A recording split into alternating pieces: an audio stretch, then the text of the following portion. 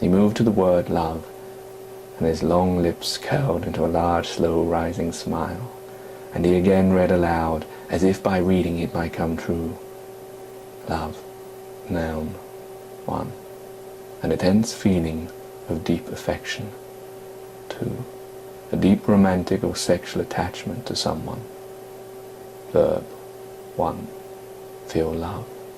2. Like very much. 3. Loving, showing love or great care. Synonyms. Noun, adoration, devotion, infatuation, passion. Passion, he blurted out, as if he indeed felt it. He continued. Verb, adore, cherish, treasure, worship, delight in, enjoy, like, be partial to. Was that how the lady in white saw him? Partial to? Like he was, say, partial to a brisk walk, a hot shower, water running down his body, or a green apple? Was that all he was?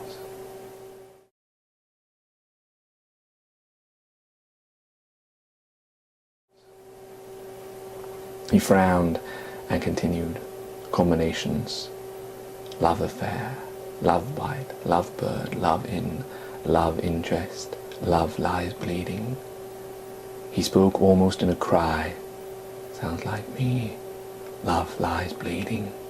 He checked the description below this one. A South American plant with long, drooping tassels of crimson flowers. He vowed he must purchase one of these, as unity with this plant's title, Love Lies Bleeding. In confirmation of its title, maybe he himself could be the second dictionary meaning of said word. He looked at the last combination, and another small grin appeared on his slightly stubbled face. Loving kindness, tenderness, and consideration. What a beautiful gift to have that given to you daily. Loving kindness. He murmured again. Tenderness and consideration, the basis of love itself, the building blocks, like that of the DNA helix structure or the X and Y chromosomes that built man and woman. Tenderness and consideration, that which built love. And as without DNA, X and Y chromosomes, you cease to be a man or woman. Love without tenderness and consideration ceases to be love at all. A day passed, or two, I can't remember how many now, maybe. It no longer mattered anyway. And then from out of a smoke-filled cloud that seemed to engulf her, and brightly as she passed through it, it lit her way, as if like a bulb of light passed through such smoke came. Her very edges were striking an outlet, pure and white, and upon me did she come, and close by my ear she placed her meaningful lips, and did impart upon me such sweet caresses, words of love and depth. My heart raised and bounced out of tune as if playing its own melody to the situation. She lined up her head with mine, like an angel gracefully moving, and interlocked our eyes like planetary bodies fixed. Momentarily we stared, as if time itself stood still, and everyone paused and all the motion behind stopped.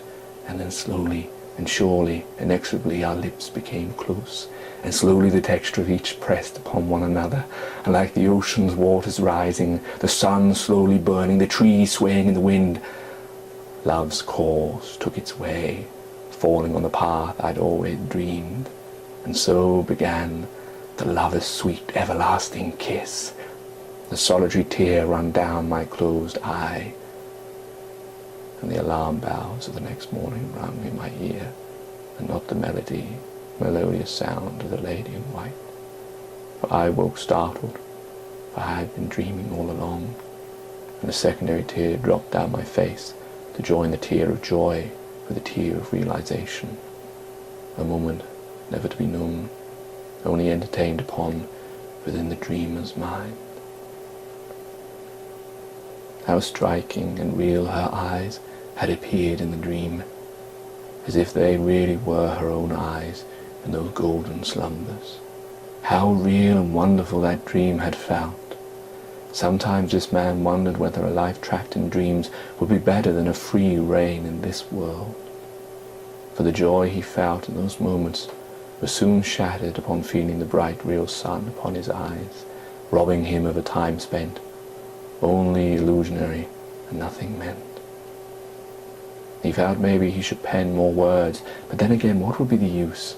Would he only set to expose his foolishness even more, despite how romantic it might appear to be?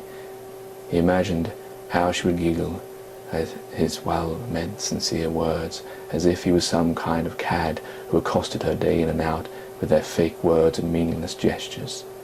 He imagined how his foe-like friends would jeer the lady in white to write some response to further pain this man's heart. And so he scribbled the words he began to write, and threw them back to the ground, and his foot took imprint of them, as same the mark might well appear on his ever-longing, lonely, wearisome heart.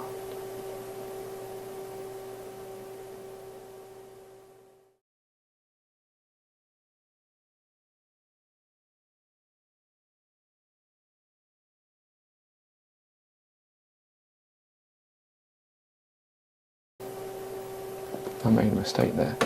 And so he scribbled the words he began to write. It's meant to be, he scrumpled, isn't it?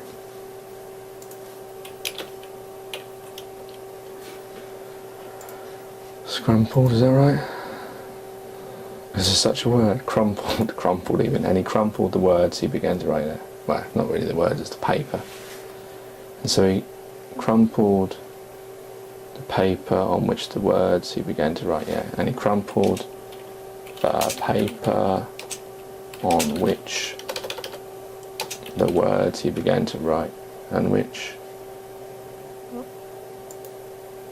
so he crumpled the paper on which the words he had begun to write upon.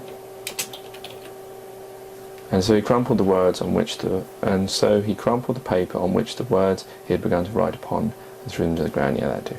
Probably makes no sense. Whatever, but who cares? Anyway, there you go. I hope I can get this all into one part. If not, it'll have to be 2 parts. It's over 12 minutes long, isn't it? Which is a bit unfortunate. Let's see if YouTube will let me put it as one whole part. Anyway, that is my favourite poem. I wrote that today on the 28th. And it's very brilliant, isn't it? I think that might be my best ever. Thank you kindly.